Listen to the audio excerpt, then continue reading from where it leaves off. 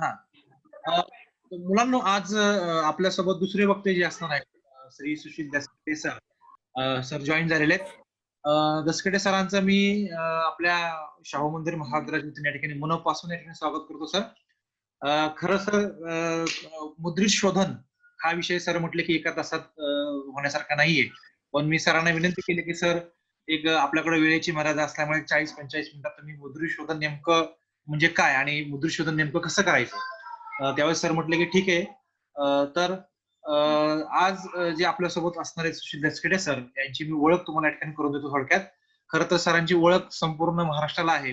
जोहारकार म्हणून सरांची या ठिकाणी ओळख आहे की जोहार नावाची कादंबरी सरांची पूर्ण महाराष्ट्रात आणि महाराष्ट्राबाहेर या ठिकाणी गाजते आणि अनेक कादंबरीला सुद्धा सरांचे अनेक पुरस्कार या ठिकाणी मिळालेले. तर अगदी थोडक्यात सरांची मी ओळख या ठिकाणी करून देतो. सरांची शैक्षणिक पात्रता जी आहे ती डिप्लोमा इन जर्नलिझम संज्ञापन आणि वृत्तपत्र विभाग सावित्रीबाई फुले पुणे विद्यापीठ पुणे इथून सरांनी 2007 साली या ठिकाणी प्राप्त केलेली. सेट आणि नेट ह्या परीक्षाही सरांनी 2018 आणि 2019 मध्ये या ठिकाणी प्राप्त केलेल्या आहेत. सरांची पीएचडी ही मराठवाडा बोलीचा भाषाशास्त्रीय अभ्यास पुणे विद्यापीठातून सरांनी या ठिकाणी प्राप्त केलेली. एमफिल चा सरांचा विषय होता बालभारतीच्या पाठ्यपुस्तकातील कविता. या विषयावर सुद्धा सरांनी सावित्रीबाई फुले पुणे विद्यापीठातून त्या ठिकाणी एमफिल ही पदवी त्या ठिकाणी मिळवलेली. मामासाहेब मोहोळ महाविद्यालय पौड रोड पुणे जिल्हा शिक्षण मंडळ इथे सध्या सर सहाय्यक प्राध्यापक म्हणून त्या ठिकाणी कार्यरत आहेत. सरांचे ग्रंथ जर आपण या ठिकाणी बघितले तर 2021 पासून हरमीस प्रकाशन या संस्थेत सर ग्रंथ संपादक आणि प्रकाशक म्हणून त्या ठिकाणी कार्यरत आहेत. आजवर हरमीस प्रकाशनच्या माध्यमातून महाराष्ट्रातील मान्यवर 80 लेखकांची निवड, परंतु दर्जेदार उपयुक्त पुस्तके सरांनी या ठिकाणी प्रकाशित केलेली आहेत. ग्रंथ संपादक म्हणून सुद्धा सरांनी या ठिकाणी काम या ठिकाणी केलेले. वाङ्मयी नियतकालिकांमधून सरांनी या ठिकाणी संपादन केलेले अनेक नियतकालिका सरांच्या नावावरती या ठिकाणी आहेत. मी सगळ्यांची नाव या ठिकाणी घेत नाही. मुद्रित शोधन यशवंतराव चव्हाण मुक्त विद्यापीठ नाशिक जे इथं आहे MA भाग 1 या वर्गासाठी सरांनी पाठ्यपुस्तक लिहिलेले आहेत आणि त्या पाठ्यपुस्तकांचं मुद्रित शोधन सरांनी या ठिकाणी केलेले. अनेक नियतकालिकांमधून आंतरराष्ट्रीय राष्ट्रीय नियतकालिकांमधून सरांनी वेगवेगळे लेख लिहिलेले आहेत. याचबरोबर बालकविता सरांनी या ठिकाणी लिहिलेल्या आहेत, त्याच्यावरती लेख सरांनी लिहिलेले आहेत. बालकथा त्याच्यावरती लेख लिहिलेले आहेत. सरांचा समीक्षा लेख अनेक समीक्षा लेख सुद्धा सरांच्या या ठिकाणी प्रकाशित झालेले आहेत. वैचारिक आणि स्फुट लेख सरांच्या या ठिकाणी प्रकाशित झालेले आहेत. वाङ्मयीन लेख आहेत, शोध निबंध आहेत, वेगवेगळ्या लोकांच्या मुलाखती सरांनी या ठिकाणी घेतलेल्या आहेत. आता मी वेळेअभावी सगळ्या ठिकाणी तुम्हाला सांगत नाही.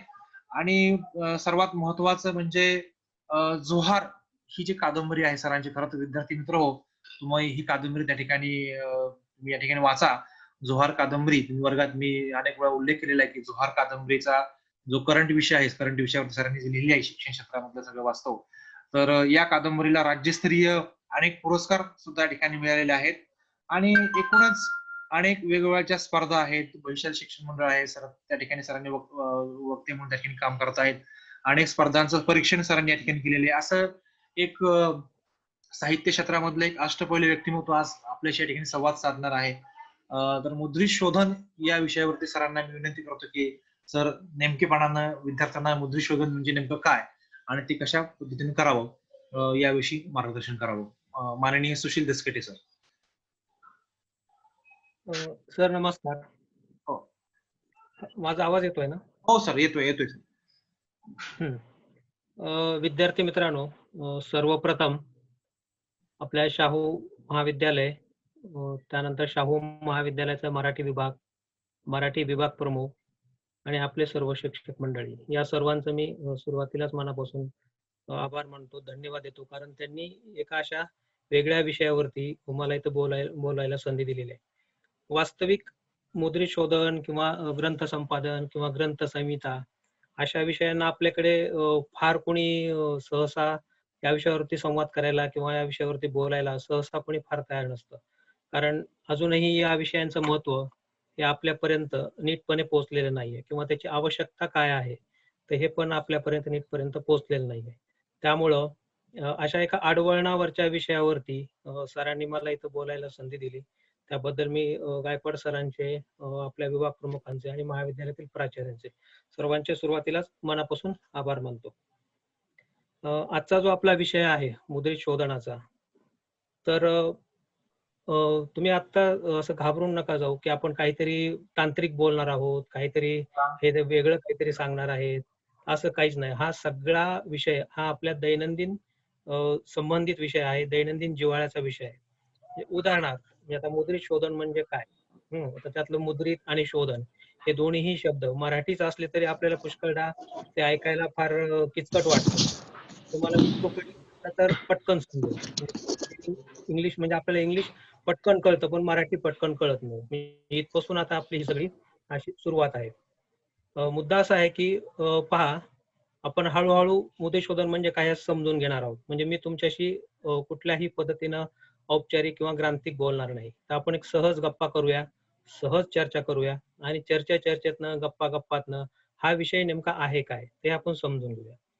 आता मुद्दा असा आहे बघा, फार पूर्वी एकदा मला वाटतं एक 4-5 वर्षापूर्वी एका वृत्तपत्रामध्ये एक बातमी आली होती आणि बातमी ती अशी होती, की एका शेतकऱ्याला अ, चुकीच्या लेखनाचा फटका बसला होता जोरदार. म्हणजे असं झालं होतं, की त्याला सरकारकडून किंवा कुठल्यातरी एका संस्थेकडून ₹1,00,000 धनादेश त्याला मंजूर झाला होता. ₹1,00,000 निधी त्याला मंजूर झाला होता. पण प्रत्यक्षात झालं असं, की त्याच्या हातामध्ये 10,000चा चेक पडला. आता शेतकऱ्याने जेव्हा पाहिलं, की अरे आपल्याला तर ₹1,00,000 मंजूर झालेले आहेत आणि प्रत्यक्षात तर आपल्या हातामध्ये 10,000चाच धनादेश पडलेला आहे. हे नेमकं काय आहे? मग तो संबंधित कार्यालयामध्ये गेला, की जिथून त्याला ते मिळणार होते. आणि त्यांनी सांगितलं, की "बुवा हे असं-असं आहे आणि 90,000चं माझं नुकसान झालेलं आहे. तर तुम्ही आता हे मला हे करून द्या परत." मुद्दा असा झाला, की मग जेव्हा त्या कार्यालयाने शोध घेतला, की अरे खर्च आहे, यांना ₹1,00,000 मंजूर झाले होते आणि प्रत्यक्षात त्यांना 10,000चाच धनादेश मिळालेला आहे. मग नेमकी गडबड झाली कुठे? मग जेव्हा त्या सगळ्या मंडळींनी शोध घेतला आणि त्यांच्या लक्षात आलं, की एक शून्य त्यात लिहायचं विसरून गेलं त्यांच्या त्या धनादेशावरती आणि एका शून्यामुळे त्या शेतकऱ्याला जिथे ₹1,00,000चा धनादेश मिळायचा, तिथे त्याला ते ₹10,000 मिळाले. म्हणजे 90,000चा तोटा त्या बिचाऱ्याचा झाला. पण आता हे सगळं ते एक शून्य दुरुस्त करून परत नव्यानं धनादेश यायला त्याला मनस्ताप झाला. त्याला खेटे घालावे लागले. त्याला संबंधित कार्यालयामध्ये वारंवार जावं लागलं. मग हा जो काही मनस्ताप त्याच्या वाट्याला आला, ते कशामुळे आला? की जो कोणी संबंधित तिथला क्लर्क होता किंवा जो लेखनिक होता, तर त्याने जर तो काळजीपूर्वक धनादेश लिहिला असता 1,00,000चा, तर त्या बिचाऱ्याला तो मनस्ताप झाला नसता शेतकऱ्याला. आता हा एक मुद्दा झाला. अशीच एक बातमी एकदा आरोग्य ह्याच्याशी संबंधित आली होती पूर्वी, की एका डॉक्टरनं प्रिस्क्रिप्शन दिलं लिहून आणि त्यात औषधाचं जे स्पेलिंग असतं, ते स्पेलिंग चुकलं आणि ते भलतंच औषध त्या मेडिकलवाल्याने त्याला दिलं, त्या संबंधित रुग्णाला आणि त्याच्यामुळे त्या रुग्णाला त्याच्यानंतर दुसरेच नंतर आजार सुरू झाले, नंतर दुसराच त्रास सुरू झाला आणि मग लक्षात आलं, की अरे नाही, औषधं जे लिहून दिलं, त्याच्यामध्ये स्पेलिंग चुकलं होतं आणि त्या चुकीच्या स्पेलिंगमुळे त्या मेडिकलवाल्यानं जे काही त्यात लिहिलं, त्या पद्धतीने त्यानं ते औषध दिलं आणि ते औषध त्या रुग्णाने घेतलं. त्याच्यामुळे त्याला त्रास सुरू झाला. आता या 2 वेगळ्या भिन्न घटना आहेत आणि ह्या आपल्या दैनंदिन जगण्याशी निगडीत आहेत. हां, आता तुम्ही म्हणाल मुद्रित शोधनाचं आमचं काय घेणं-देणं बुवा? आम्ही कशाला त्या भानगडीत पडावं? आम्ही आपलं बी-ए झालो, एम-ए झालो, आम्ही पुढे काहीतरी शिकलो आणि नोकरी लागलो, विषय संपला. तर असं होत नाही. तर त्या शेतकऱ्याला जर 1,00,000 आणि 10,000चा फरक कळला नसता, तर तो तिथे गणला गेला असता. आणि तशाच पद्धतीनं त्या मेडिकलवाल्याच्याही लक्षात आलं असतं, की अरे नाही, डॉक्टरांकडनं हे चुकलेलं आहे. हे औषध असं नसावं, असं असेल किंवा त्या रुग्णाला त्याने सांगायला पाहिजे होतं, की हे मला जरा शंका वाटते ह्या औषधाच्या बाबतीमध्ये. तुम्ही डॉक्टरांशी जरा एकदा परत कन्सल्ट करा. तर असं होत नाही आणि म्हणून मग त्याचा मनस्ताप हा सर्वसामान्य लोकांना सहन करावा लागतो. आता या 2 प्रसंगातनं किंवा या 2 बातम्यांमधनं आपल्या लक्षात काय येतं, की जे लिहिलं जातं त्याच्यावरती लोक विश्वास ठेवतात. हां, म्हणजे बघा आता आमच्याकडे गावाकडे पेपर जो येतो दैनंदिन, तर त्या पेपरवरती जे काही लिहिलं असतं ते लोकांना खरं वाटतं. तर जे छापून आलंय ना, मग खरं आहे ते. ज्या अर्थी इथं लिहिलंय असं-असं आहे, तर त्या अर्थी ते खरं आहे. म्हणजे छापून आलेल्या मजकुरावरती, त्या लेखनावरती सर्वसामान्य लोकांचा विश्वास असतो. मग इथं आपली जबाबदारी काय असते छापणाऱ्याची? तर जो काही मजकूर आपण छापतोय, तर तो योग्य असला पाहिजे. म्हणजे आपल्याला जे काही सांगायचंय, ते अगदी स्पष्ट, सुस्पष्ट आणि शुद्ध असलं पाहिजे. म्हणजे त्यात लेखनाचे गोंधळ नसले पाहिजेत, त्यात शुद्ध लेखनाच्या चुका नसल्या पाहिजेत, त्याच्यामध्ये अर्थाचे गोंधळ नसले पाहिजेत, तरच ते आपल्याला काय म्हणायचं हे समोरच्यापर्यंत नीट पोहोचेल. म्हणजे आपली जबाबदारी लिहिणारा प्रत्येक मजकूर हा योग्य असला पाहिजे, हे आपण नीट पारखून लोकांपर्यंत पोहोचवलं पाहिजे. आता बघा तुम्ही, आपल्याकडे अ, आपण लिहितो, मराठी आपली मातृभाषा आहे असं आपण म्हणतो सगळे, आणि भाषा दिन पण आपण साजरा करतो. महाराष्ट्रात राहतो म्हणून आपण मराठी बोलतो, आपली मातृभाषा आहे ती, हे सगळं खरं आहे. पण आपल्याला आपल्या मातृभाषेचा खरोखर तेवढा अभिमान आहे का? म्हणजे आपण एरवी म्हणतो काय बोलतो आम्ही मराठी, असं आपण सगळे म्हणत असतो. पण वास्तविक पाहता दैनंदिन जगण्यामध्ये किंवा आपल्या दैनंदिन उपयोगामध्ये आपण मातृभाषेचा कितपत काळजीपूर्वक आणि योग्य उपयोग करतो किंवा योग्य वापर करतो. एक साधी गोष्ट सांगतो तुम्हाला मी. इंग्लिश लिहिताना आपण खूप सजग असतो. म्हणजे काय, की CAT कॅट म्हटलं की आपण CAT असंच लिहितो. CBT असं लिहित नाही किंवा COT असं लिहित नाही. हे आपल्याकडनं होणं शक्यच नाही, कारण आपण ते स्पेलिंग, त्या शब्दाचं ते प्रत्येक अक्षर हे आपण पाठ केलेलं आहे. म्हणून आपल्याला CAT कॅट असंच आपण लिहितो. CBT कॅट असं आपण म्हणत नाही, किंवा DOG डॉग असंच आपण लिहितो. DUG डॉग असं नाही लिहित, किंवा DTG डॉग असं पण नाही लिहित. म्हणजे आपल्याला इंग्लिश लिहिताना हे पटकन लक्षात येतं की अरे आपण काहीतरी चुकीचं स्पेलिंग लिहिलेलं आहे. तसं मराठीत होत नाही पहा. मराठीमध्ये आपण काय करतो, बहीण हा शब्द घेतला, मग त्यातला ही, त्यातली जी हीची वेलांटी आहे, ती दीर्घ आहे का ऱ्हस्व आहे याच्याशी आपल्याला कधीच घेणं देणं नसतं. म्हणजे ती ही झाली काय, ती दीर्घ झाली काय आणि ऱ्हस्व झाली काय याच्याशी आपल्याला काही कर्तव्य नसतं. किंवा माणूस मधला शब्द नु आहे, उकार, तर तो ऱ्हस्व असला काय आणि दीर्घ असला काय आपल्याला याच्याशी काय कर्तव्य नसतं. म्हणजे आपली भाषा चुकीची की बरोबर ह्याचाच मुळात आपल्याकडे अज्ञान प्रचंड आहे. मग मग आपल्या भाषेनं आपण कशा पद्धतीने रिप्रेझेंट करतो, चुकीच्या पद्धतीनं की बरोबर पद्धतीनं, तर हे जर आपल्याला याची जाणीव नसेल तर मग सगळे गोंधळ होत राहतात. आता पहा, जगभरामध्ये जगभरातले जे काही देश आहेत वेगवेगळ्या प्रकारचे, त्या सगळ्या देशांमध्ये त्यांच्या त्यांच्या स्थानिक भाषेला त्यांनी खूप महत्व दिलेलं आहे. म्हणजे उदाहरणार्थ तुम्ही जपान घ्या. तर जपानमध्ये तुम्ही गेलात तर तुम्हाला जपानीमधूनच सर्व प्रकारचं शिक्षण, जपानीमधूनच सर्व प्रकारच्या आदान-प्रदान किंवा प्रसार विचारांचा तो केलेला दिसतो आपल्याला. किंवा आपण तुर्कस्तानमध्ये गेलो तर तिथं सगळं आपल्याला तुर्कीमधूनच सगळे व्यवहार चालताना दिसतात, इंग्रजीमधून नाही. जपानमध्ये सुद्धा असंच आहे की इंग्रजीमधून फारसे व्यवहार तिथे केले जात नाहीत. चीनमध्ये आपण गेलो तर चीनमध्ये सुद्धा साधारण हीच परिस्थिती आहे, की सगळं चायनामध्ये तुम्हाला आदान-प्रदान करायला लागतं. म्हणजे आपण त्या देशात गेलो तर आपल्याला कोणतरी दुभाषा घेऊन जावं लागतं, की आपण त्याला त्या दुभाषेला सांगणार आणि मग तो दुभाषी समोरच्याला चीनीमध्ये सांगणार आणि मग तो चीनीमध्येच आपल्याला बोलणार. म्हणजे काय होतं, की हे सगळे प्रत्येक देश आपापल्या भाषेला घेऊन खूप सजग आहेत. खूप त्यांना त्यांच्या भाषेविषयीचा अभिमान आहे. त्यांना त्यांच्या भाषेविषयीची खूप चांगली जाणीव आहे आणि आपली भाषा धरून राहणं ह्याचं महत्त्व त्यांना कळलेलं आहे. पण मात्र आपल्याकडे असं होत नाही. आपण मराठी बोलताना मध्येच एखादा इंग्रजी शब्द, मध्येच एखादा हिंदी शब्द, असं सगळी मिसळ करून आपण बोलत असतो मराठीबद्दल. आणि मराठीमध्ये बोलणं हे पुन्हा अजून आत्ताच्या काळामध्ये काहीतरी गावंढळ आहे, काहीतरी कमीपणाचं आहे, असं पण एक गैरसमज आपल्याकडे रूढ झालेला आहे. तर प्रथमतः आपण हे गैरसमज काढून टाकूया. आपली मातृभाषा खूप चांगली आहे. खूप दीर्घकाळाची तिला एक परंपरा आहे आणि अशा एका मातृभाषेचे आपण वारसदार आहोत. किंवा आपण त्या मातृभाषेचे कोणी बोलीभाषक एक हे आहोत. तर याचा आपल्याला अभिमान असला पाहिजे. म्हणून जर आपल्याला आपल्या भाषेचा अभिमान असेल, तर मग आपली भाषा सुद्धा आपण अतिशय चांगल्या पद्धतीने लिहिली पाहिजे. म्हणजे ती लिहिताना सुद्धा आपण चुका करता कामा नये. हे अपेक्षित असतं.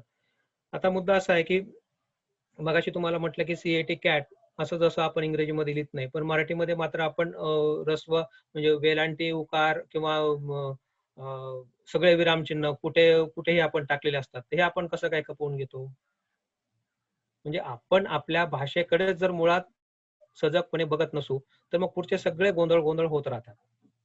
म्हणून आता पहिल्यांदा आपण भाषेचं महत्त्व लक्षात घेतलं पाहिजे. आपली भाषा आपण अचूक लिहिली पाहिजे आणि ती अगदी अचूक लिहिली तर समोरच्यावरती सुद्धा त्याचा योग्य संप्रेषणाचा जो काही प्रभाव आहे तो पडत राहतो. हा झाला एक पहिला मुद्दा म्हणजे प्रास्ताविक म्हणून. आता आपण मुद्रित शोधनाकडे वळूया. आता पहा, मुद्रित शोधन हा जो विषय आहे, तर मुद्रित शोधन हे फक्त लिखित मजकुराचंच केलं जातं. म्हणजे जो लिहिला जातो किंवा जो छापला जातो किंवा जो टाईप केला जातो. आता टाईप करणे याला मराठीमध्ये काय शब्द आहे तर अक्षर जुळणी करणे. म्हणजे जो ज्याची अक्षरं जुळवून छापला जातो, तर त्या मजकुराचंच मुद्रितशोधन केलं जातं. म्हणजे बोली भाषेचं मुद्रितशोधन आपल्याकडे होत नाही. म्हणजे कुठेच होत नाही जगामध्ये. म्हणजे बघा आता पूर्वीच्या काळी आपल्याकडे कसं होतं, मौखिक परंपरा होती.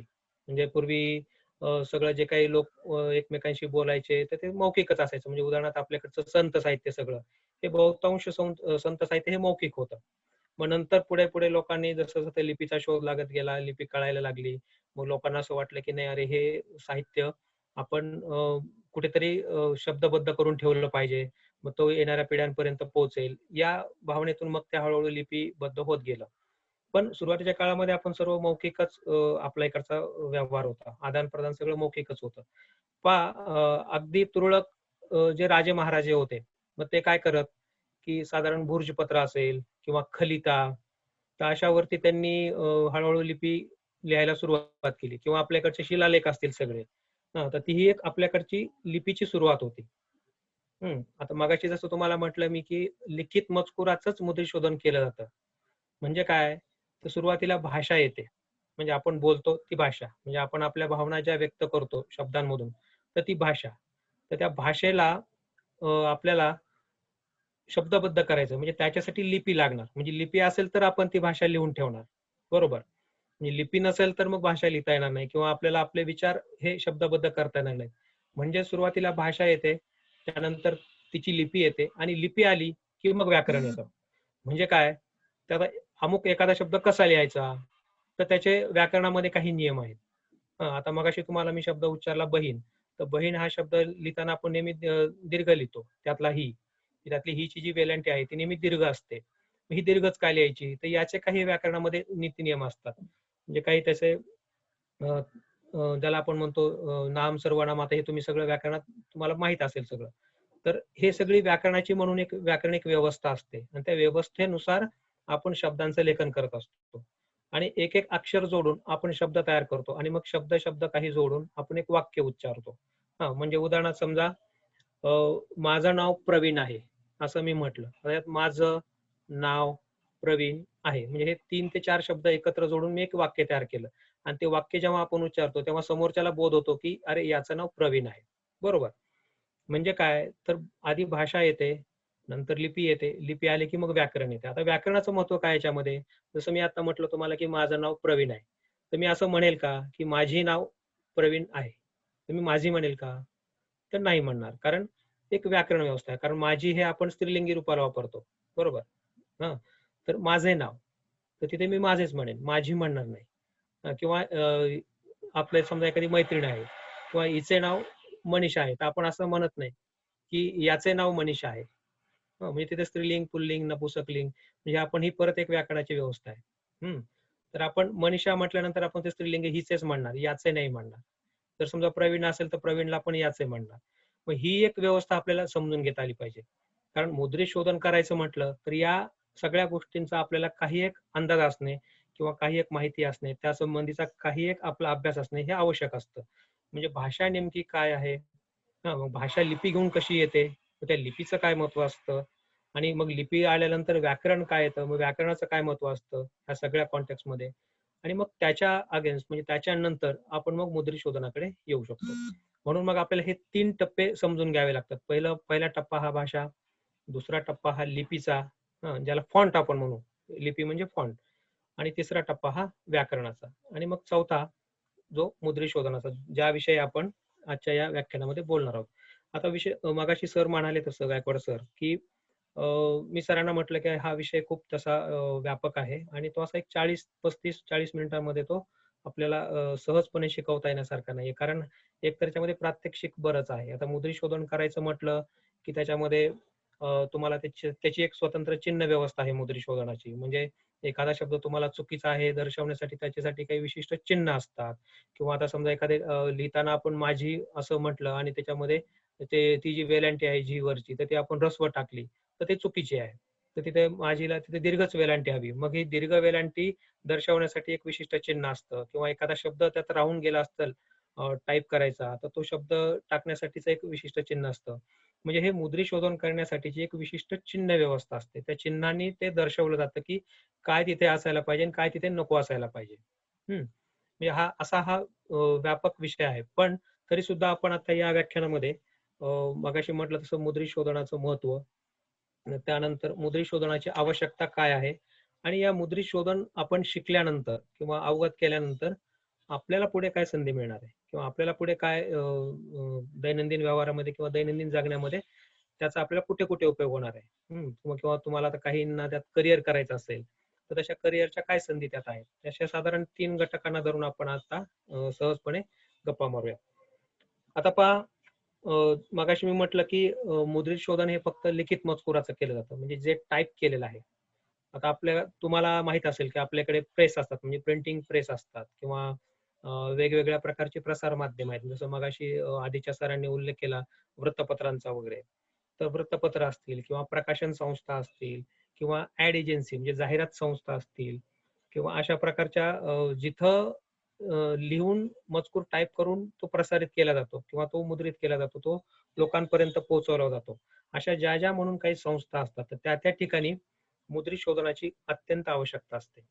आता पहा, आपण जी पाठ्यपुस्तकं अभ्यासतो, तुम्हाला जी काही सगळी पाठ्यपुस्तकं अभ्यासाला आहेत, तर ते पाठ्यपुस्तक ज्या प्रकाशन संस्थेकडनं ते छापलं जातं, तर तिथे एक मुद्रित शोधक असतो. म्हणजे जो लेखक लिहितो तो मजकूर पहिल्यांदा टाईप केला जातो, म्हणजे अक्षर त्याची जुळणी केली जाते आणि नंतर मग त्याची मुद्रित वाचली जातात. मुद्रित म्हणजे प्रूफ.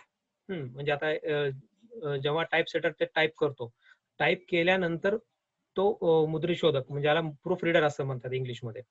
तर तो प्रूफ रीडर हा त्याचं प्रूफ वाचतो. म्हणजे काय, तर लेखकाने जी स्क्रिप्ट लिहिली आहे, लेखकाने जो मजकूर लिहिलेला आहे, तर तो योग्य इकडे टाईप सेटरने व्यवस्थित टाईप केला की नाही, तर हे बघण्याचं काम हे त्या मुद्रित शोधकाचं असतं.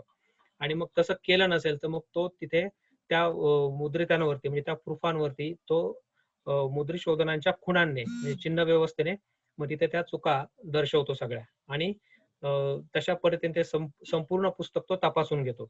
कुठे कुठे ऱ्हस्व दीर्घ राहिले, कुठे विरामचिन्ह राहिले का, कुठे वेलांटी राहिली का, कुठे अनुस्वार राहिले का, किंवा कुठे मजकूरच चुकीचा आलाय का, किंवा खालची ओळ वरच्या ओळीत कुठे मिक्स झाली आहे का, किंवा कुठल्या ओळी तिथल्या काय होतं, टायपिंग करताना पुष्कळदा जो ऑपरेटर असतो तर त्याच्याकडनं पण पुष्कळदा राहून जातात काही ओळी, म्हणजे तो एकीकडे बघत बघत दुसरीकडे टाईप करत असतो. म्हणजे अशा वेळी काय होतं, एखादी ओळ त्याची टाईप करायची राहून जाते. मग हे हे सगळं काम काळजीपूर्वक कोण करत असतं हे पाहण्याचं तो मुद्रित शोधक करत असतो. म्हणजे जो कोणी प्रूफ रीडर आहे तो करत असतो. मग तो सगळं बारकाईनं अगदी वर्ड टू वर्ड म्हणजे याला शब्दशः प्रत्येक शब्द प्रत्येक ओळ तो सगळी तपासून घेत असतो. मग अशा प्रकारे एक पुस्तक जेव्हा तयार होतं त्यापूर्वी हा मुद्रित शोधक त्या पुस्तकाचे 3 ते 4 प्रूफ वाचतं. म्हणजे ते पुस्तक 3 ते 4 वेळेला तो काळजीनं अगदी डोळ्यात तेल घालून तो वाचत असतो. आणि तेव्हा कुठे मग एक शुद्ध म्हणजे अगदी अचूक असं पुस्तक आपल्या समोर म्हणजे वाचकांसमोर येतं. म्हणजे एक पुस्तक तयार करण्यासाठी मुद्रित शोधकाला 3 ते 4 वेळेला ती प्रूफ वाचावी लागतात. हं. म्हणजे ते वाचली म्हणूनच ते आपल्यापर्यंत मजकूर अचूक येतो. आता जसं मगाशी मी त्या 2 बातम्यांचा उल्लेख केला, की त्या बिचाऱ्या शेतकऱ्याला 1,00,000च्या ऐवजी 10,000चा धनादेश गेला आणि दुसरा जो रुग्ण होता त्याला एक स्पेलिंग चुकलं म्हणून त्याचं औषध चुकीचं त्याला मिळालं आणि त्याला नाहक त्रास झाला. आता हे बघा तुम्ही, हे आपल्या डायरेक्टली आपल्या जीवाशी पण संबंधित आहे. म्हणजे जर समजा त्या डॉक्टरनं ते स्पेलिंग व्यवस्थित लिहिलं असतं, तर तो त्रास पुढे झाला नसता. किंबहुना त्या मेडिकल वाल्याच्या जरी ते लक्षात आलं असतं, की अरे नाही, इथं जरा काहीतरी गडबड वाटते आणि हे आपण असं नको द्यायला होतं. तर तरीही तो प्रसंग टळला असता. तुझ्याकडे पण तसं होतं झालं नाही. दिवसभर दिवसभर फोन तुझ्याकडे होता, काहीच फुटलं नाही. हॅलो? हॅलो? हां, येतोय का आवाज माझा? हो हो, बोला सर, बोला बोला. तर म्हणजे काय, तर मुद्रित शोधनाचं अगदी थेट संबंध हा आपल्या आयुष्याशी आहे, माणसाच्या आयुष्याशी आहे. असं तुम्ही प्रत्येक क्षेत्रात पहा, जर अचूक मजकूर असेल तर त्याचा आपल्याला फायदा होईल, पण जर चुकीचा मजकूर असेल तर ऐनकेन प्रकारे त्याचा त्रास हा आपल्याला होतच होतो. म्हणजे उदाहरणार्थ समजा आता जसं रसायनशास्त्रामध्ये H2SO4 असतं. तर H2SO4 म्हणजे काय, आता हे जर समजा टाईप रायटर कडनं जर समजा चुकून H3SO4 झालं तर त्याचा काही गोंधळ होईल का नाही, कारण H2SO4 ही जी संज्ञा आहे तर त्याला रसायनशास्त्रामध्ये एक विशिष्ट महत्व आहे. तर त्यातनं एक विशिष्ट हे संज्ञा दर्शवली जाते. आता ती जर तिथे H2 च्या ऐवजी 3, 4 असं काही काही केलं किंवा H च्या ऐवजी G केलं तर ती चुकीची संज्ञा होईल आणि त्यामुळे मग पुढे संशोधकांकडून अनेक प्रकारचे गोंधळ होतील जर तशा प्रकारे चुकीचं मजकूर टाईप केला असेल तर. म्हणजे पुढे त्याच्यावर जे संशोधन करणारे विद्यार्थी आहेत त्यांचा पण सगळा गोंधळ होईल. म्हणजे त्यांचं संशोधनच मुळात चुकून जाईल सगळं. म्हणून अचूक मजकुराला किती महत्व आहे तर तुम्ही याच पद्धतीनं तुमच्या दैनंदिन आयुष्याकडे पहा की आपण जे वाचतो, जे बोलतो, जे ऐकतो तर ते जर चुकीचं असेल तर त्याचा आपल्या आयुष्यावरती थेट परिणाम होतो. मग ते चुकीचं असू नये याच्यासाठी आपल्याला मुद्रित शोधन हा महत्वाचा घटक आहे. म्हणजे काय तर काय चुकीचं आहे आणि काय नाही हे आपल्याला कळू शकेल जर आपल्याला नीट मुद्रित शोधनाचं अंग असेल किंवा आपण ते नीट अवगत केलं असेल ते तंत्र किंवा ते आपण नीट अभ्यासला असेल तर आपल्याला त्यातल्या त्रुटी लक्षात येतील की इथं काय ह्या मजकुरामध्ये अमुक त्रुटी आहेत, त्या इथे अमुक त्रुटी आहेत आणि मग आपण हे दुरुस्त केलं पाहिजे.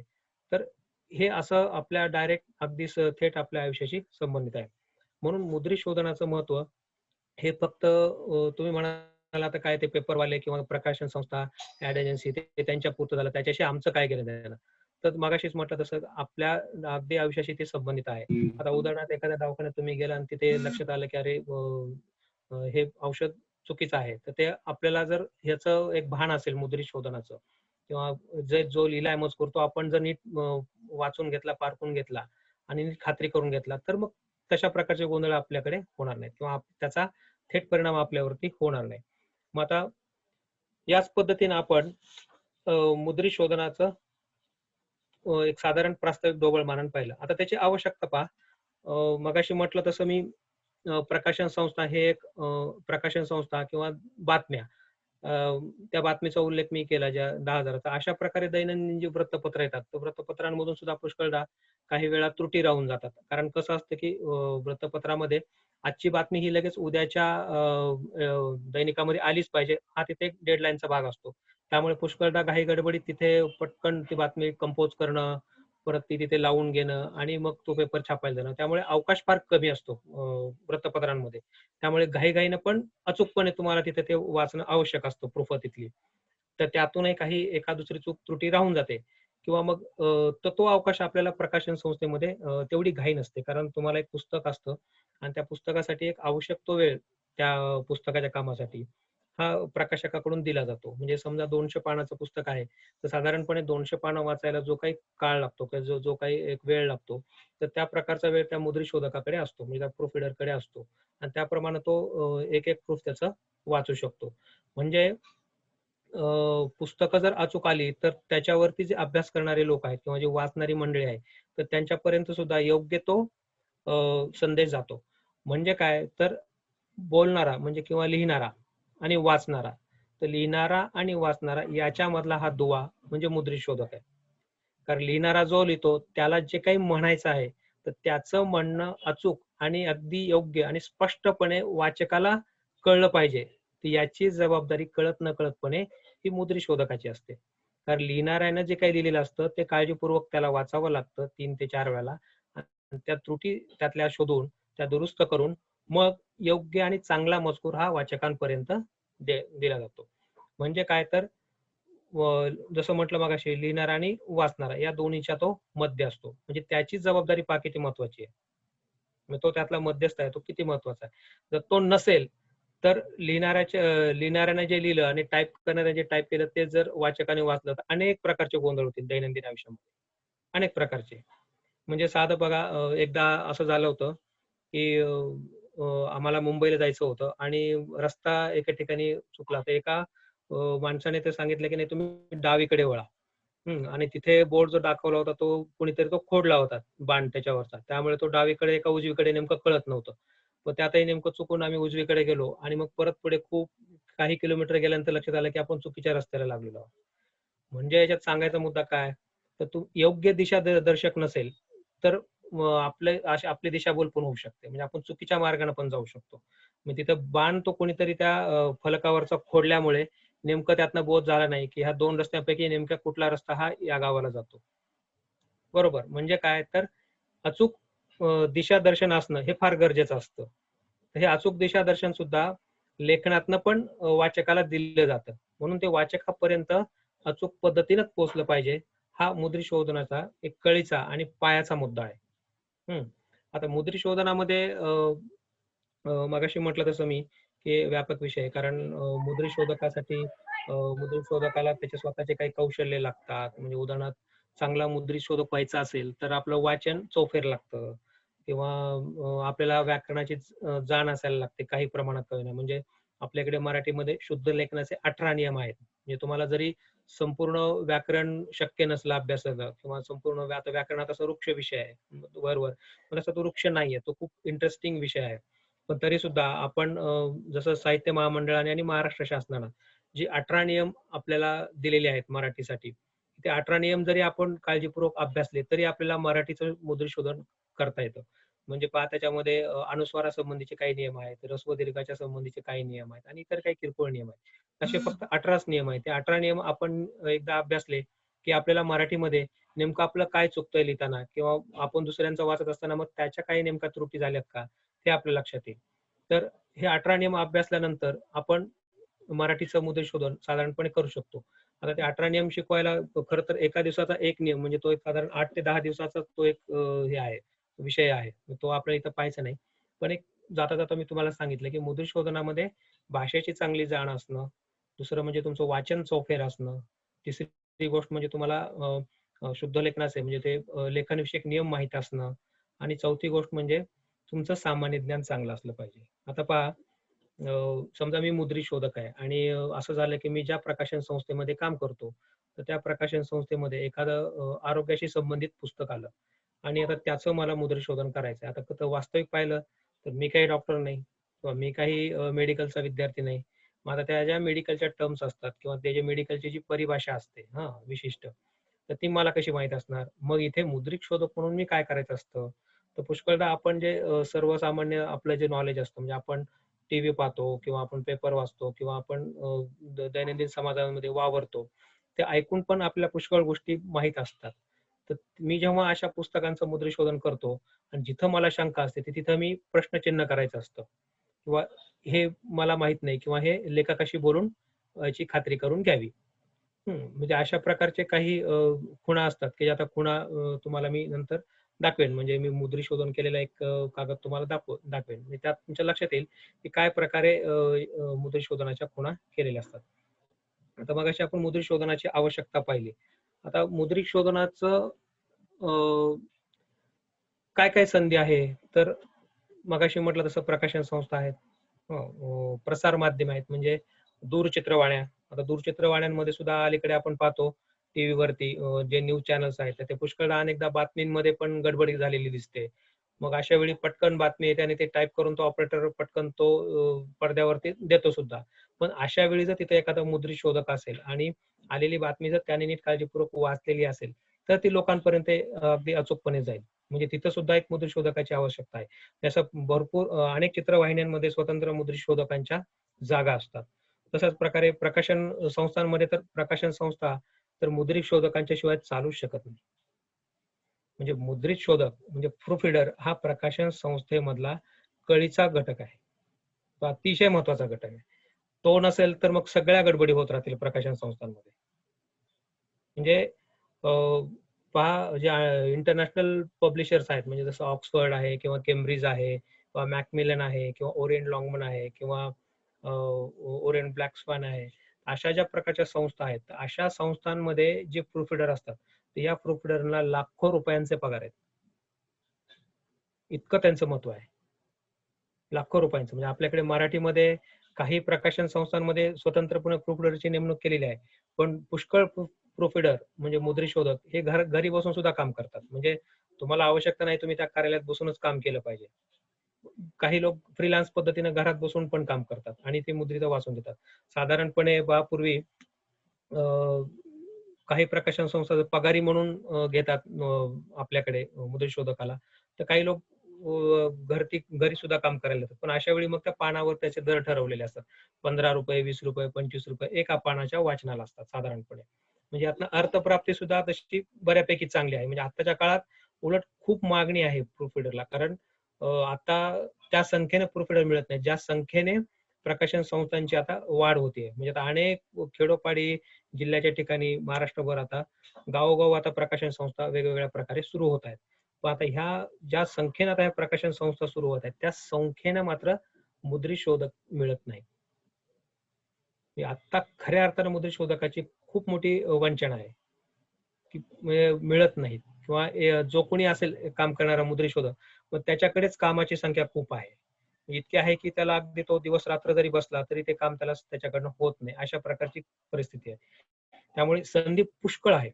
किंवा तुम्ही प्रसार माध्यमांमध्ये गेलात जसं मगाशी दूरचित्रवाणीचा उल्लेख केला तसं मुद्रित माध्यम आहेत म्हणजे वृत्तपत्रे, पेपर किंवा मासिका आहेत किंवा काही प्रकारच्या प्रिंटिंग प्रेस आहेत.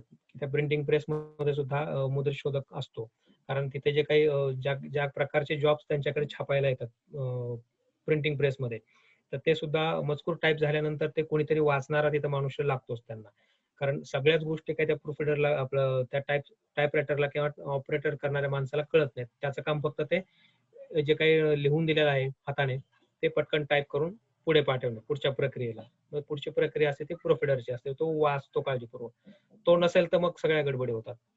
म्हणजे अशा अनेक बघा आपण दैनिकामध्ये वाचत असतो काही काही वेळेला अशी छोटी चौकट टाकलेली असते की एखादा लेख त्यांनी छापलेला असतो आणि त्यातनं काहीतरी चुकीचे शब्द गेलेले असतात किंवा नकळतपणे काही अनावधानाने काही चुकीच्या गोष्टी गेलेल्या असतात. मग त्याचं त्यांना दिलगिरी व्यक्त करावी लागते दुसऱ्या अंकामध्ये की काल आम्ही अमुक अमुक अशी अशी बातमी दिली होती आणि त्यात हे अनावधानाने हे नाव चुकीचं आमच्याकडनं केलं त्याबद्दल आम्ही दिलगीर आहोत.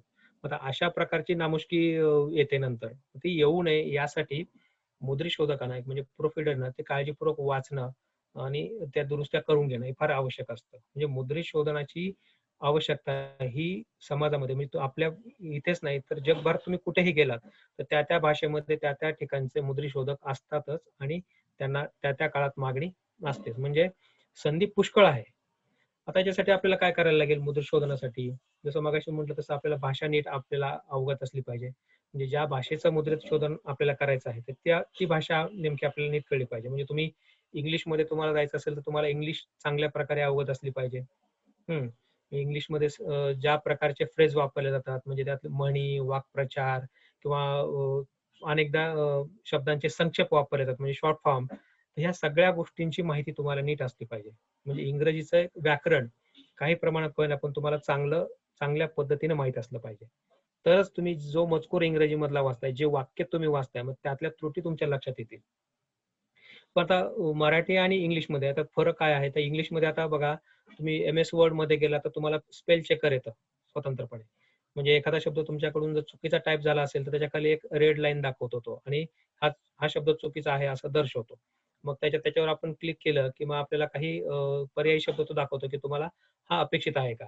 बरोबर समजा CAT कॅट आणि आपण लिहिताना टाईप करताना CBT असं लिहिलं तर तो चूक म्हणून दाखवणार त्याच्या खाली अंडरलाईन येतं. तर ही पद्धत इंग्लिशमध्ये आहे कारण इंग्लिशमध्ये त्या पद्धतीने त्यांनी सॉफ्टवेअर डेव्हलप केलेले आहेत किंवा तिथे ऱ्हस्व दीर्घ उकार वेलांटी हा प्रकार नसल्यामुळे कदाचित त्यांना ते सोपं गेलं असेल. पण मराठीमध्ये आता त्याच्यावरती काही प्रमाणात काम चालू आहे की अशा प्रकारचं एखादं स्पेल चेकर मराठीत पण देता येतं का. पण तो येईल तेव्हा येईल पण तोपर्यंत तरी आपल्याला मुद्रित शोधनाशिवाय पर्याय नाही. पण पुष्कळदा असं पण होतं की जसं स्पेल चेकरचं मगाशी इंग्लिशचं म्हणालो मी पण त्यात असं होतं की एखादा शब्द लिहायचा असेल आपल्याला तर त्या वाक्याचा एकूण अर्थ काय आहे वाक्याचा भावार्थ काय तर त्याचा कॉन्टेक्स्ट मध्ये आपल्याला तो शब्द वापरायचा. आता समजा तिथे एखादा शब्द आपल्याला वेगळ्या पद्धतीने वापरायचा असेल तर तो शब्द स्पेल चेकरवाला चुकीचा दर्शवतो पण वस्तुतः तो तसा चुकीचा नसतो कारण लेखकाला वेगळं काहीतरी सांगायचं असतं. मग अशा वेळी मुद्रित शोधकाची आवश्यकता ही असतेच असते. म्हणजे स्पेल चेकर आलं म्हणून मुद्रित शोधनाची आता चिंता मिटली तर असं नाहीये. म्हणजे ते आपल्याला पुन्हा ते नव्यानं तपासावंच लागतं. त्याची आवश्यकता असतेच असते प्रत्येक भाषेच्या ठिकाणी. म्हणून ज्या भाषेचं तुम्हाला मुद्रित शोधन करायचं आहे ती भाषा तुम्हाला नीट माहित असणं त्या भाषेतलं तुमचं वाचन चांगलं असणं म्हणजे चौफेर वाचन जसं मगाशी म्हटलं मी की तुम्हाला जीवनाच्या सगळ्या वेगवेगळ्या अंगांविषयी किमान एक सामान्य ज्ञान तुमचं असलं पाहिजे. जनरल नॉलेज तुमचं असलं पाहिजे. त्याच्याशिवाय तुम्हाला त्या विषयाचं मुद्रित शोधन नीट पद्धतीने करता येत नाही. हा झाला भाषेचा मुद्दा. पुढचा मुद्दा येतो मगाशी जसं व्याकरणाशी म्हणलं किमान एक तोंडओळख आपली असली पाहिजे. आता मराठीच्या संदर्भात आपण म्हणालो की मगाशी मी तुम्हाला 18 नियम सांगितले मराठीची. भलेही आपल्याला व्याकरण फार अगदी त्या व्याकरणामध्ये आतमध्ये शिरायचं नसेल, वृक्ष वाटत असेल तरी सुद्धा काही प्रमाणात आपल्याला व्याकरण आलंच पाहिजे. म्हणजे आता एखादी गोष्ट स्त्रीलिंग पुल्लिंग आहे हे आपल्याला कळलंच पाहिजे. ते व्याकरणाशिवाय तर आपल्याला कळणार नाही. किंवा अ, अ, उभयन्वयी अव्यय म्हणजे काय हे आपल्याला जर माहित नसेल तर मग आपण तिथे कसं काय मुद्रित शोधन करणार? हं. किंवा काही शब्दांना प्रत्यय लागतात, वेगवेगळ्या विभक्तीचे प्रत्यय लागतात. आता त्या विभक्त्या जर माहित नसतील आपल्याला, प्रथमा, द्वितीया, तृतीया, काय षष्टी ह्या माहित नसतील, तर मग तिथे नेमकं शब्दाचे सामान्य रूप कसं बदलतं हे आपल्याला कळणार नाही. सुरुवातीला मी एक बहीण नावाचा शब्द उच्चारला. आता ह्या बहीण नावाच्या शब्दाला जर आपण प्रत्यय लावला म्हणजे बहिणीला असं म्हणालो, तर त्याचा सामान्य रूप त्याच्या सामान्य रूपामध्ये बदल होतात. म्हणजे काय होतं? तर जो बहीण हा आपण दीर्घ लिहिलेला होता मगाशी. आता बहिणीला म्हणताना त्यातला ही हा ह्रस्व होतो. आता हे शब्दाचं सामान्य रूप, तर ह्या सामान्य रूपाची प्रक्रिया जर आपल्या लक्षात आली नसेल, तर आपण बहीण हा शब्द नुसता घोकमपट्टी करून मग आता कुठेही दिसला बहीण की नाही तो दीर्घच लिहायचा. तर हे चुकीचं होतं मग. म्हणजे आपल्याला शब्दांमध्ये कधी बदल होतात हे नेमकं कळलं पाहिजे आणि त्यासाठी आपल्याला व्याकरणाची काही एक जाणीव असली पाहिजे. व्याकरण काही एक अर्थाने आपल्याला माहित असलं पाहिजे मुद्रित शोधन करताना. आणि जसे 18 नियमांचं मी मगाशी म्हटलं, ते 18 नियम जरी तुम्ही अभ्यासले, तरी सुद्धा तुम्ही कमीत कमी 50 ते 60% अगदी अचूकपणे तुम्ही लिहू शकता. चांगल्या पद्धतीने. कारण त्यात ऱ्हस्व दीर्घाचे पण नियम आहेत. आता बघा अ, मेदूवडा म्हणजे आता आम्ही मेदूवडा खाल्ला असं असं एखादा एक वाक्य मी लिहिलं आणि चुकून त्या टाइप करणाऱ्या माणसानं मेवरती अनुस्वार टाकला. म्हणजे मेंदू वडा खाल्ला. आता मेंदू वडा नावाचा प्रकार असतो का? मेंदू म्हणजे आपला ब्रेन. बरोबर. बरं एका अनुस्वारामुळे त्या मेंदूचा मेंदू करून टाकला. म्हणजे इतका फरक होतो. म्हणजे एका अनुस्वारामुळे फरक होतो.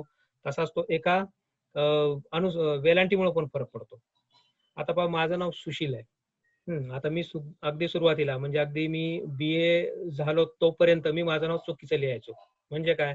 तर त्यातली सुशील मधली जी शी आहे वेलांटी, तर ती एरवी व्याकरणाच्या दृष्टीने दीर्घ असायला पाहिजे.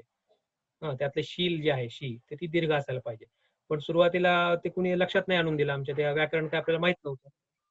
मग अशा वेळी ते आम्ही नेहमी ऱ्हस्वच लिहायचो मी सुशील. मग मला आमच्या एका शिक्षकाने सांगितलं, की "अरे, हे तू तुझं नाव चुकीचं लिहितोय." तर मी म्हटलं, "त्यात काय चुकीचं आहे?" "नाही," म्हणे, "हे ऱ्हस्व लिहितोस तू, हे तुझं चुकीचं आहे." तर मी म्हटलं, "मी ऱ्हस्व लिहिलं काय आणि दीर्घ लिहिलं काय? वाचताना तर मी सुशील असंच वाचतो ना. त्यात काय फरक पडतो?" मग ते म्हणाले, "बाळा, एक तू काम कर, की तू शब्दकोश पहा आणि शब्दकोशामध्ये ते शी जेव्हा ऱ्हस्व होतं शील, तर त्या शीलचा पण अर्थ तू बघून घे शब्दकोशात आणि जेव्हा शी दीर्घ लिहितो, त्या दीर्घ शीलचा पण तो अर्थ कोशात पाहून घे." मी त्याप्रमाणे तो एकदा कोश पाहिला आणि माझ्या लक्षात आलं, की त्यातला जो शीळ आहे ऱ्हस्व, तर त्याचा अर्थ शील होतं, शिला होतं, शिला म्हणजे शिलालेख. जसं मी मगाशी सुरुवातीला उच्चारलं. आपल्याकडे पूर्वी शिलालेख असायचे. राजे महाराजे शिलालेखावरती ते 4-5 ओळींचा मजकूर लिहायचे, की हा किल्ला किंवा हे मंदिर अमुक-अमुक दिवशी आम्ही बांधलं असं परत. तर ते कशावर करायचे? दगडावर करायचे. आता शिळा म्हणजे काय? तर दगड. म्हणजे मी जर माझं नाव ऱ्हस्व शी लिहिलं, तर मी सुशील म्हणजे सुदगड म्हणजे चांगल्या दगड असा त्याचा अर्थ होतो. पण तेच जर मी दीर्घ शील लिहिलं, तर ते शील म्हणजे कॅरेक्टर. जसं गौतम बुद्धाने जे पंचशील आपल्याला सांगितले. ते का सांगितले? गौतम बुद्धांना काय अपेक्षित होतं? पंचशील. शील म्हणजे काय? तर माणूस म्हणून आपण कसं असलं पाहिजे? कॅरेक्टर आपलं कसं असलं पाहिजे? आपलं चारित्र्य कसं असलं पाहिजे? तर शील त्यातला जो दीर्घ आहे, तो शील हा चारित्र्यवान असा त्याचा अर्थ आहे. म्हणजे सुशील म्हणजे चांगल्या चारित्र्याचा मनुष्य. पहा, एका वेलांटीमुळं अर्थाचा अनर्थ होतो. म्हणजे मी शी ऱ्हस्व लिहिलं तर तो चांगला दगड होतो आणि मी दीर्घ शी लिहिलं तो चांगल्या चारित्र्याचा होतो. आता हे जर माझ्या नावामध्ये जर इतक्या प्रकारचे अर्थाचा अनर्थ होत असेल, तर मग दैनंदिन आपण जे काही लिहितो मजकूर किंवा जो वाचतो, मग त्यात किती गडबडी होत असतील? ह्याचा कधी आपण विचार केलाय का? म्हणजे आपण एखाद्याला एस-एम-एस टाइप करतो पटकन, तर एखादा शब्द आपण चुकीचा लिहितो, पण त्याच्यामुळे कधी-कधी गडबडी पण होऊ शकतात ना. म्हणजे तर ह्या गडबडी होऊ नयेत याच्यासाठी म्हणून मुद्रित शोधन खूप आवश्यक असतं. हे हे आपल्या आयुष्याला व्यापून राहिलेली गोष्ट आहे मुद्रित शोधन म्हणजे. ही काही फक्त त्या प्रकाशन संस्थेतल्या किंवा प्रसार माध्यमातल्या लोकांनीच करायचं असतं असं अजिबात नाही. म्हणजे आपल्याला सुद्धा ते लक्षात आलं पाहिजे. उद्या समजा आपण शिकलो, उद्या नोकरी मिळाली आपल्याला. तर समजा अपॉइंटमेंट लेटर आपल्याला मिळालं आणि त्या अपॉइंटमेंट लेटर मध्येच काहीतरी चुका त्रुटी राहिल्या. तर याचा फटका पुढे चालून तुम्हाला आयुष्यात काहीतरी बसणार जेव्हा आपलं प्रमोशन होतं अशा वेळी. त्यामुळे प्रत्येक गोष्ट घेताना सुद्धा आपण पाहून घेतली पाहिजे, की अरे हे दिलेला मजकूर योग्य आहे ना, अचूक लिहिलंय का यांनी? नाही. मग हे तिथं त्या संबंधित लोकांना आपण ते त्याच्या निदर्शनास आणून दिलं पाहिजे, की हे इथे एक शब्द चुकलाय आपला. तो असा नाही, असा असायला हवा. म्हणजे इतकं आता बघा घराचे सुद्धा मध्ये मी असा एक प्रकार ऐकला, की घर घेतलं एका माणसानं आणि मग त्याच्या ते जे काही त्याची रजिस्ट्री असते म्हणजे त्याचं जे काही तुम्हाला हे करावं लागतं त्या ह्याच्या सरकारी कार्यालयात जाऊन त्याची नोंदणी करायला लागते. तर अशा वेळी सुद्धा घराच्या दिशा वगैरे त्यात सगळी अशी नोंद असते. आता ही कागदपत्र जर आपण नीट व्यवस्थितपणे वाचली नाही तर ते आपल्याला काय लक्षात येणार आहे? काय वेळेला आणि कोर्टामध्ये गेले की कोर्ट तिथे एकेका कोर्टामध्ये एकेका शब्दांवरती केसेस लढल्या जातात. एका शब्दांवरती. मग अशा वेळी वकील सगळ्या गोष्टी बघत असतो, की तुम्ही सुशील लिहिलाय ना, त्यातला रस्व आहे. मग ते हे सुशील दसकटे नाही. असं पण तिथे होऊ शकतं. समजा माझं नाव मी चुकून रस्व लिहिलं आणि ऐन उद्या समजा काही असं कोर्ट कचेरी झाली, तर ते हे सुशील दसकटे नाही. तर माझं ऑफिशियल रेकॉर्ड माझ्या रेकॉर्डला काय दिसतंय? शी दीर्घ दिसतीये. म्हणजे इतकं मुद्रित शोधनाचं महत्व आहे. तुम्ही कुठल्याही क्षेत्रात गेलात तरी तिथं ते आहेच आहे. जिथं जिथं म्हणून भाषा लिहिली जाते, जिथं जिथं म्हणून भाषा लिहिली जाते तिथे तिथे मुद्रित शोधन हे महत्वाचेच आहे.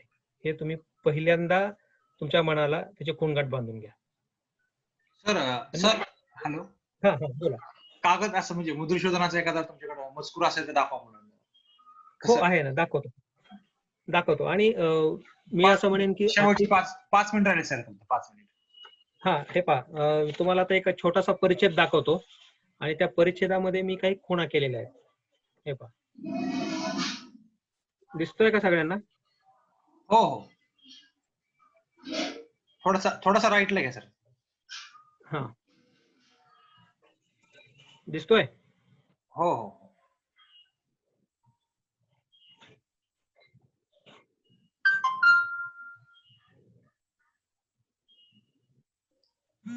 थोडासा लेफ्ट साईडला घ्या सर, थोडासा लेफ्टला. हम्म. हा ठीक आहे सर. Okay okay. पाहिलं? मुलांना तुम्हाला दिसतंय स्क्रीनवरती की ज्या एखादी एक परिच्छेद आहे आणि त्या परिच्छेदाच्या डाव्या आणि उजव्या बाजूला खुणा केल्यात बघा. ह्या प्रत्यक्षात ज्या खुणा केलेल्या आहेत त्याला मुद्रित शोधन असं म्हणतात. म्हणजे ज्या चुका आहेत शब्दांच्या, पहिली वेलांटी, दुसरी वेलांटी, कुठं अनुस्वार राहिलेला आहे, कुठं स्वल्पविराम राहिलेला आहे, कुठं शब्द चुकलेला आहे, कुठं शब्द सुटलेला आहे, ते खुणांनी दाखवलेले आहे. तुम्हाला उकार दिसतोय बघा त्या ठिकाणी, ना हा शब्द दिसतोय, वेलांटी दिसते. तर हे जे केले त्या कागदावरती प्रत्यक्षात त्याला मुद्रित शोधन असं म्हणतात. लक्षात घ्या. म्हणजे त्या टाईप केलेला जो कागद आहे त्याच्यातल्या चुका सरांनी प्रत्यक्षात काढलेल्या आहेत. तुम्ही स्क्रीनवर बघा, नीट घ्या बघा.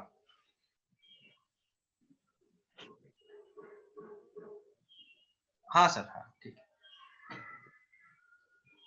तर ओके. हे अशा पद्धतीनं आपल्याला ह्या सगळ्या दुरुस्त्या करायच्या असतात.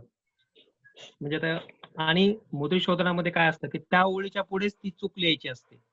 म्हणजे एखादा वेलांटी राहिली असेल तर त्या ओळीच्या ज्या शब्दावर वेलांटी राहिली तिथे तो मार्क करून मग पुढे त्याच्या समासामध्ये त्याची योग्य वेलांटी आपल्याला लिहायची असते. किंवा एखादा शब्द चुकला असेल तर तो त्याच्या पुढे ओळीच्या पुढे समासामध्ये तो बरोबर शब्द आपल्याला लिहायचा. पण जिथं चूक असते तिथं त्याच्यावर मार्क करायला लागतं. म्हणजे ते डीटीपी ऑपरेटरला कळतं की हा नेमकं काय चुकलं आहे किंवा काय नेमकं राहिलेलं आहे. त्यातला कोणता एक शब्द दाखवा सर, एक शब्द दाखवा त्यातला. हे पहा, आता पहिला शब्द सर कुठला आहे? पहिला शब्द सांगा सर. पहिला शब्द चुकलाय. हे पहा, पहिला शब्द साहित्य आहे. हा, साहित्य, तर त्याच्यामध्ये सचा एक काना राहिला, साहित्य झालं ते.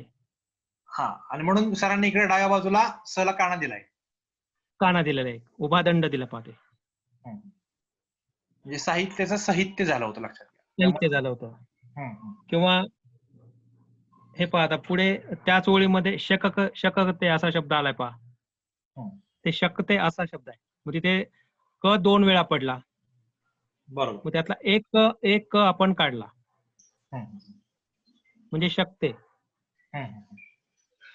बरोबर बरोबर. दिसतोय का?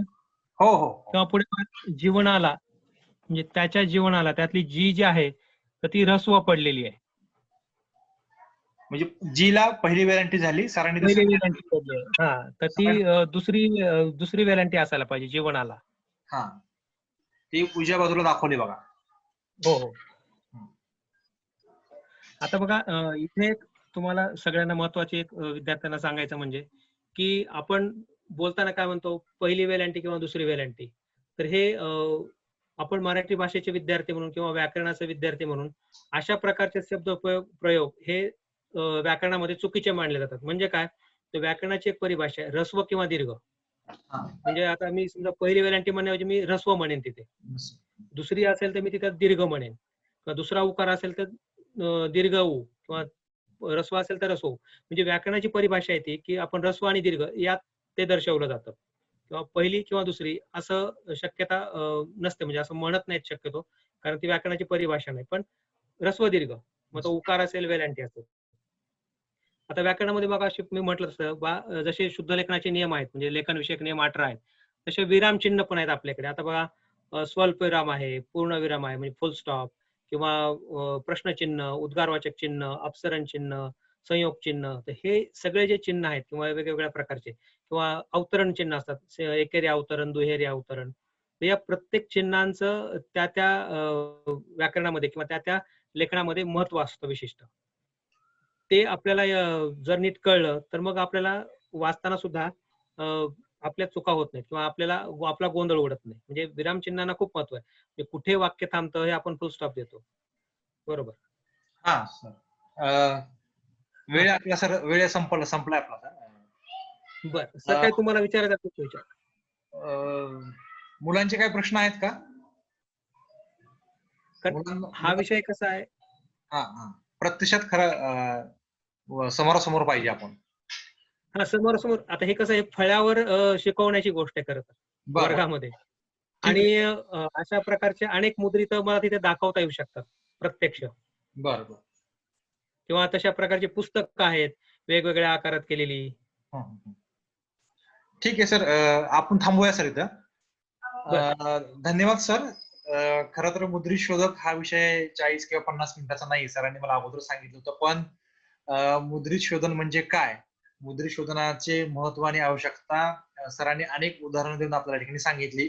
व्यवहारामधली सरांनी उदाहरणं दिली, आणि कोणता गोंधळ होऊ शकतो प्रत्यक्षामध्ये. आणि सरांनी स्वतःच्या नावाचं उदाहरण दिलं की मी इथपर्यंत म्हणजे BA पर्यंत मी माझं नाव चुकीचं लिहित होतो. म्हणजे प्रत्यक्षात आपण जीवन व्यवहारामध्ये अशा बऱ्याच चुका त्या ठिकाणी करत असतो. त्यासाठी मुद्रित शोधनाची आवश्यकता आहे. ही फक्त पुस्तकांमध्येच नाही, तर ज्यावेळेस आपण प्रत्यक्षात लिखाण करत असतो, मग पेपरमध्ये उत्तरपत्रिका लिहित असताना सुद्धा तुम्ही मुद्रित शोधक म्हणूनच शोधनाच्या बरोबरच तुम्ही त्या चुका सगळ्या बरोबर करून लिहिलं पाहिजे उत्तर खरं तर. आणि म्हणून अभ्यासक्रमासाठी हा विषय विद्यापीठाने लावलेला आहे. सर, आपण वेळात वेळ काढून आमच्या महाविद्यालयासाठी वेळ दिला त्याबद्दल मी तुमच्या या ठिकाणी मनापासून या ठिकाणी सर आभार मानतो. आणि मुद्रित शोधक सारखा एक किचकट अवघड विषय सोप्या पद्धतीने तुम्ही विद्यार्थ्यांसमोर मांडला, त्याबद्दल सर आपला मनपूर्वक आभार सर. Thank you sir. अगदी धन्यवाद, धन्यवाद. कारण एकतर मुळात कमी वेळेत मला इथे माझी थोडी जरा गडबड झाली, कारण सगळं एकाच वेळी, कारण खूप काय आहे सांगण्यासारखं या विषयाला धरून. हो आणि एक एक एक एक मुद्दा घेऊन तपशिलानं बोलता येऊ शकतं याच्यावरती. पण ठीक ठीक आहे आहे, सर. म्हणजे आपण ओके सर. Bye sir.